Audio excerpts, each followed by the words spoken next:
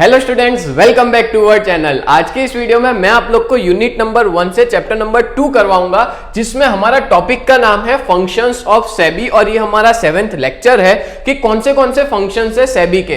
तो सबसे पहले इंट्रोडक्शन देखें तो आपको बता दूं कि जो फंक्शंस ऑफ सेबी है और जो ऑब्जेक्टिव ऑफ सेबी है दोनों एक दूसरे के साथ इंटरलिंक है, दोनों एक दूसरे के साथ जुड़े हुए हैं। और पता है आपको जो मेन ऑब्जेक्टिव सेबी का क्या है? जो मेन ऑब्जेक्टिव वो है कि इन्वेस्टर के इंटरेस्ट को प्रोटेक्ट करना, यानी कि भाई कोई इन्वेस्टर के साथ कोई स्कैम ना हो जाए या इन्वेस्टर का कोई नुकसान ना हो जाए, उन सब पे ध्यान रखने का काम जो होता है वो सेबी का होता है। हाँ, नुकसान किस बेसिस पे बोल रहा हूं? स्कैम होने के बेसिस पे, ठीक है। और उसका ये भी काम है कि वो सिक्योरिटीज मार्केट को और ज्यादा डेवलप करे। अब सिक्योरिटीज मार्केट यानी क्या? तो शेयर्स हो गए, डिबेंचर हो गए, बॉन्ड्स हो गए, एफ&ओ हो गया, कमोडिटीज हो गई, ये सारी चीजें जो होती है वो सिक्योरिटी मार्केट में आती है। आगे बात करें तो फंक्शंस ऑफ सेबी दो चीजों में डिवाइडेड है। अब ये जो सेबी है ना, उसका फुल फॉर्म याद रखना, security and exchange board of India. और मैंने यहाँ पे सही में सेबी की फोटो डाली है जहां पे उसकी बिल्डिंग है, ठीक है।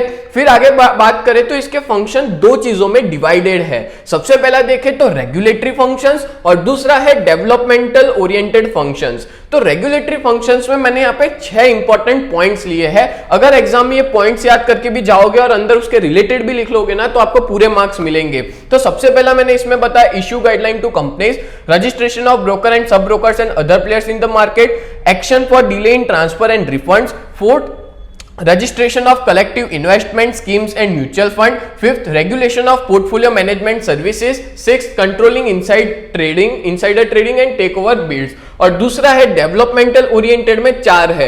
एक है investor education and to create awareness, दूसरा है training to intermediaries, promotion to fair practices and fourth है कंडक्टिंग रिसर्च प्रोग्राम। तो इस तरह से दोनों को मैं डिटेल में एक्सप्लेन करता हूं। सबसे पहले रेगुलेटरी फंक्शंस में नंबर 1 है इश्यू गाइडलाइंस टू कंपनीज। आपको पता है जो सेबी है वो गाइडलाइंस इश्यू करती है कंपनी को। कैसी गाइडलाइंस की? हर कंपनी को अपनी सारी इंफॉर्मेशन बतानी पड़ेगी, सारी इंफॉर्मेशन को डिस्क्लोज करना है और हर एक कंपनी को उनके यहाँ जो भी इन्वेस्टर है, ठीक है, उसको प्रोटेक्ट करने का काम भी सेबी का है। गुजरात यूनिवर्सिटी के बहुत से बच्चे मेरे को कहते हैं कि सर हमसे पढ़ाई नहीं हो पाती बिकॉज वो लोग सीए, सीएस, एसीसी है, ऐसे कई सारे प्रोफेशनल कोर्स करते हैं और बहुत से बच्चे ऐसे भी है जिनकी कॉलेज में ढंग से पढ़ाई नहीं हो पाती। तो आपके लिए ना मेरे पास बेस्ट सॉल्यूशन है। आप लोग अभी के अभी हमारी बीकॉम सेम 3 की ऑनलाइन बैच में ज्वाइन हो जाओ, जहां पे हम लोग आपको ये 4 सब्जेक्ट तो प्रोवाइड करते ही है, साथ साथ में 2 और सब्जेक्ट फ्री में प्रोवाइड करेंगे, इकोनॉमिक्स और आईएफएस। और यूट्यूब से पहले वीडियोस हमारे ऐप पे आते हैं तो आपको उसका बेनिफिट भी मिलेगा।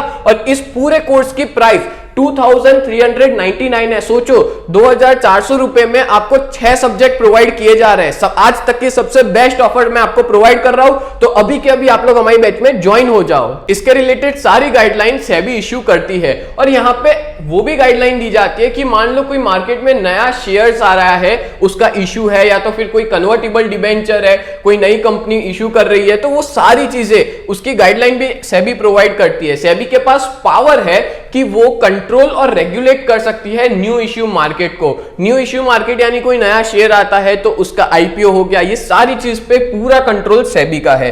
नेक्स्ट बात करें number 2, registration of broker and sub brokers. और दूसरे जो भी प्लेयर्स हैं उन सब मार्केट में, उन सबका रजिस्ट्रेशन का पूरा ध्यान सेबी रखती है। यानी कि कैपिटल मार्केट को हम लोग दूसरी लैंग्वेज में शेयर मार्केट भी कहेंगे। तो ये जो शेयर मार्केट है उसका डेवलपमेंट और उसका इफेक्टिव फंक्शनिंग के लिए ब्रोकर ना बहुत इंपॉर्टेंट रोल प्ले करता है। आपको पता है ब्रोकर की वजह से कोई भी ट्रांजैक्शन स्मूथली हो पाता है। यानी कि अगर मेरे को कोई शेयर खरीदना हो या कोई कंपनी को अपना शेयर इश्यू करना हो तो हर एक को, मेरे के लिए भी, कंपनी के लिए भी, बीच में मीडिएटर जो होता है वो ब्रोकर होता है। तो ब्रोकर ना बहुत इंपॉर्टेंट रोल प्ले करता है इस मार्केट में। हाँ, ब्रोकर जो होता है वो कमीशन चार्ज जरूर करते हैं उनकी सर्विस के लिए और वही तो उनका टूल होता है पैसा कमाने का, ठीक है। ब्रोकर इसी बेसिस पे पैसा कमाता है, कमीशन के बेसिस पे। तो इन ब्रोकर्स की गाइडलाइंस भी सेबी इश्यू करता है और इन ब्रोकर्स पे भी कंट्रोल होता है सेबी का। ठीक है, आपको पता है अगर कोई ब्रोकर सेबी की गाइडलाइंस फॉलो नहीं करता तो सेबी जो है उसकी लाइसेंस कैंसिल कर सकता है, उसको रस्टिकेट मतलब हम लोग कहेंगे सस्पेंड हो सकता है उसका लाइसेंस। तो सारी चीजें सेबी के अंडर में होती है। इसके पहले भी काफी स्कैम हो गए, तो उसके लिए भी सेबी चौकन्नी रहती है कि अब कोई तरह का स्कैम ना हो, इसलिए ये सारी बहुत स्ट्रिक्ट गाइडलाइंस फॉलो करनी पड़ती है हर एक ब्रोकर्स को। नेक्स्ट बात करें point number 3, action for delay in transfer and refunds. SEBI जो है उसने कई कंपनियों उस पे कार्रवाई की है। प्रोसिक्यूटेड का मतलब होता है कार्रवाई करना, एक्शन ली है उन कंपनीज पे जिसने ट्रांसफर ऑफ शेयर का में बहुत डिले किया है, मतलब शेयर्स नहीं दिए हैं या तो फिर रिफंड नहीं दिया है जो भी इन्वेस्ट किया था, या जिन लोग ने इन्वेस्ट किया था उनका शेयर अलॉट नहीं हुआ है तो उनके पैसे वापिस नहीं कर रहे। तो ऐसी सारी कंपनीज पे काफी कड़क एक्शन लिए गए हैं सेबी के द्वारा। और सेबी ऐसा सब क्यों करती है? क्योंकि वो इन्वेस्टर को प्रोटेक्शन दे सके। ठीक है, फोर्थ पॉइंट की बात करें तो registration of collective investment schemes and mutual funds. आपको पता है कैपिटल मार्केट जो होता है शेयर मार्केट, उसमें बहुत सारी अलग अलग तरह की फाइनेंशियल इंटरमीडियरीज होती है और ये बहुत इंपॉर्टेंट रोल प्ले करते हैं इस मार्केट के अंदर। तो ये जो अलग अलग फाइनेंशियल इंटरमीडियरीज होती है वो लोग का रजिस्ट्रेशन बहुत जरूरी है, तो ही जाके वो अपने बिजनेस को कैरिड आउट कर सकते हैं। मतलब मान लो कि जो म्यूचुअल फंड की जितनी भी कंपनीज है, ठीक है, निप्पॉन हो गई या मोतीलाल ओसवाल हो गई या ऐसी काफी सारी है, फ्रैंकलिन है, वो सारी कंपनीज को सेबी के अंडर रजिस्टर्ड होना पड़ेगा, तभी जाके वो लोग क्या कर सकते हैं अपने बिजनेस को कैरिड आउट कर सकते हैं। नेक्स्ट बात करें तो सेबी ने ना अलग अलग तरह की गाइडलाइंस प्रिस्क्राइब की है, जो मतलब गाइडलाइंस दी है कि भाई कौन सी कंपनी जो बिजनेस है फाइनेंशियल इंटरमीडियरीज का वो कंडक्ट कर सकती है, ले सकती है। तो उसके लिए कुछ एलिजिबिलिटी क्राइटेरिया बताए थे, किसके लिए? फाइनेंशियल इंटरमीडियरीज के लिए। और वो एलिजिबिलिटी क्राइटेरिया क्या क्या थे? जैसे हो गया कि इन्वेस्टमेंट पैटर्न का क्राइटेरिया क्या था, एक्सपेंस लिमिट क्या है, पता है आपको म्यूचुअल फंड में भी एक्सपेंस रेशियो होता है, ठीक है, फिर डिस्क्लोजर रिक्वायरमेंट, ये सारी चीजें सेबी ने पहले से बताई है और ये सारी चीज पहले बतानी पड़ेगी हर कंपनी को, उसके बाद ही वो अपना जो वर्किंग है वो शुरू कर सकती है। और ये पूरा जो था वो किसके लिए था? फाइनेंशियल इंटरमीडियरीज के लिए, और खास करके इसमें बात की जाती है म्यूचुअल फंड्स की। नेक्स्ट बात करें point number 5, regulation of portfolio management services. अच्छा, पोर्टफोलियो मैनेजमेंट जो है वो भी सेबी के अंडर आता है, और ये सेबी के अंडर आया था रेगुलेशन में जनवरी 1993 से। सेबी ने एक रूल्स और रेगुलेशंस फ्रेम किए हैं पोर्टफोलियो मैनेजमेंट के लिए, जो ध्यान रखते हैं कि भाई कोई भी तरह की स्कैम ना हो जाए सिक्योरिटीज के अंदर। ठीक है, मतलब कि पोर्टफोलियो मैनेजमेंट में काफी सारा पैसा इनफ्लो होता है, तो कोई तरह का स्कैम ना करे कोई भी मार्केट के प्लेयर, तो उसका बहुत जबरदस्त ध्यान रखा जाता है सेबी के द्वारा। और सेबी जो है वो क्या चाहती है, सेबी का काम ही है कि ये जो पोर्टफोलियो मैनेजर्स होते हैं उनके वर्किंग पे ध्यान रखना। क्योंकि बहुत देखो, जैसे मान लो मैं रोज शेयर मार्केट का नहीं देखता, मेरे पास इतना टाइम भी नहीं है, तो क्या करता हूं मैं म्यूचुअल फंड में डाल देता हूं। अब म्यूचुअल फंड में डालता हूं तो mutual fund is a one type of portfolio management. तो वो लोग क्या करते हैं, उसके पोर्टफोलियो मैनेजर होते हैं जो देखते हैं कि मेरा पैसा कहां कहां पे इन्वेस्ट करना है।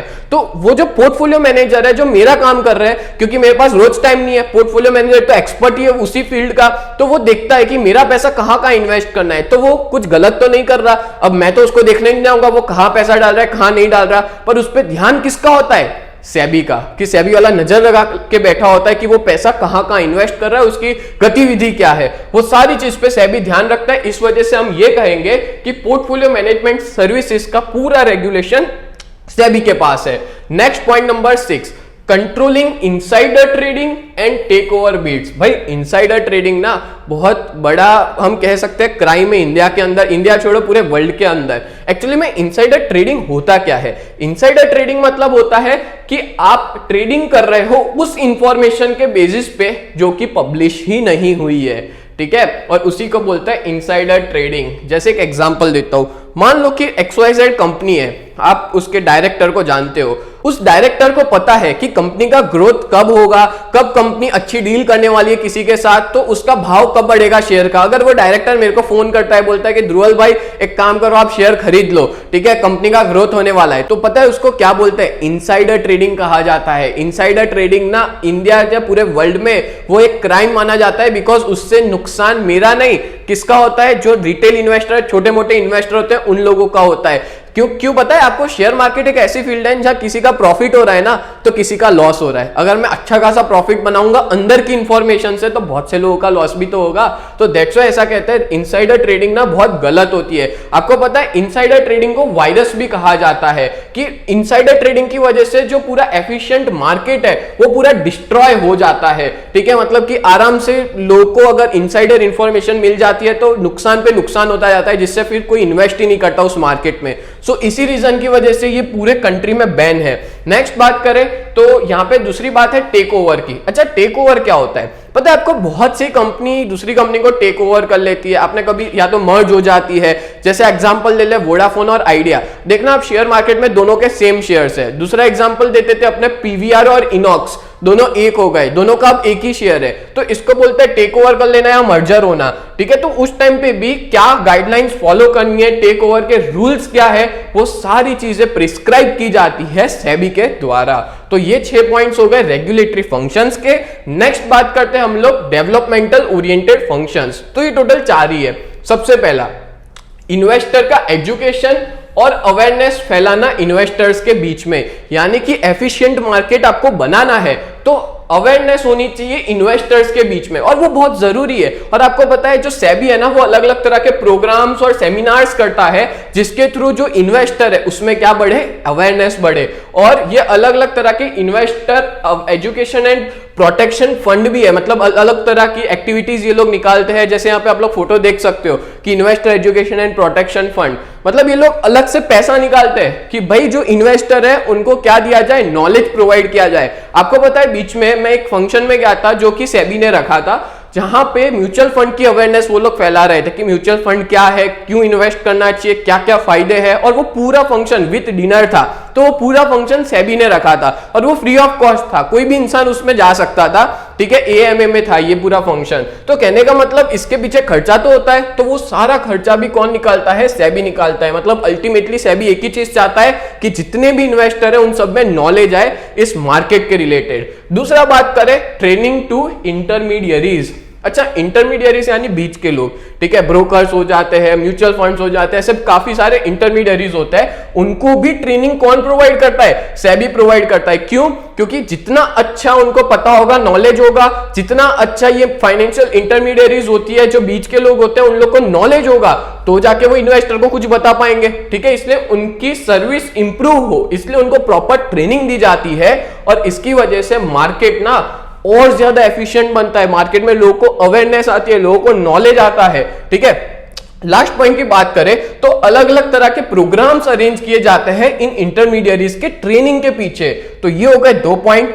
नेक्स्ट पॉइंट है point number 3, promotion to fair practices and code of conduct for all SRO. यहां पे एसआरओ का मतलब क्या होता है, सेल्फ रेगुलेटरी ऑर्गेनाइजेशन। आपको पता है अलग अलग गाइडलाइंस प्रोवाइड की जाती है सेबी के द्वारा, ये फाइनेंशियल इंटरमीडियरीज के लिए, स्टॉक एक्सचेंज के लिए और एसआरओ के लिए, सेल्फ रेगुलेटरी ऑर्गेनाइजेशंस के लिए, और इनको एक अलग ही कोड ऑफ कंडक्ट फॉलो करना पड़ता है। कोड ऑफ कंडक्ट का मतलब होता है रूल्स रेगुलेशन। उस रूल्स रेगुलेशन में उनको काम करना है, वो उसके उस हद को पार नहीं कर सकते, और वो लोग को स्ट्रिक्टली एथर होते हैं, मतलब जुड़े हुए होते हैं इस कोड ऑफ कंडक्ट से लेके, मतलब कि उनको कोई भी तरह के बदलाव नहीं करने, उसी तरह के कोड ऑफ कंडक्ट को फॉलो करके काम करते रहना है। और आखिरी पॉइंट है point number 4, conducting research program and publishing information. यानी कि सेबी जो है वो मार्केट और एफिशिएंट बनाने के लिए, उस मार्केट को डेवलप करने के लिए अलग अलग तरह के रिसर्च प्रोग्राम करती है, और ये जो रिसर्च प्रोग्राम होते हैं उसमें वो लोग नेसेसरी इंफॉर्मेशन को डिस्क्लोज करते हैं, और ये सिर्फ एक बार नहीं डेली बेसिस पे किया जाता है, जिसके थ्रू कोई भी फ्रॉड होने के चांसेस क्या हो जाए, कम हो जाए। बोलो क्लियर हुआ? और सेबी अलग अलग तरह की इंफॉर्मेशन भी पब्लिश करती है पीरियडिकली, मतलब कि कुछ टाइम टू टाइम न्यूज़पेपर में या तो वेबसाइट के अंदर, और उसकी वेबसाइट है www.sebi.government.in। तो इस वेबसाइट पे जाके भी आप अलग अलग तरह की इंफॉर्मेशन गैदर कर सकते हो। तो इस तरह से ये टोटल 4 पॉइंट थे डेवलपमेंट ओरिएंटेड फंक्शंस के। तो दोस्तों उम्मीद करता हूं ये पूरा वीडियो आपको बहुत अच्छे से क्लियर हो गया होगा। तो मिलते हैं नेक्स्ट वीडियो में, तब तक के लिए bye and thank you so much.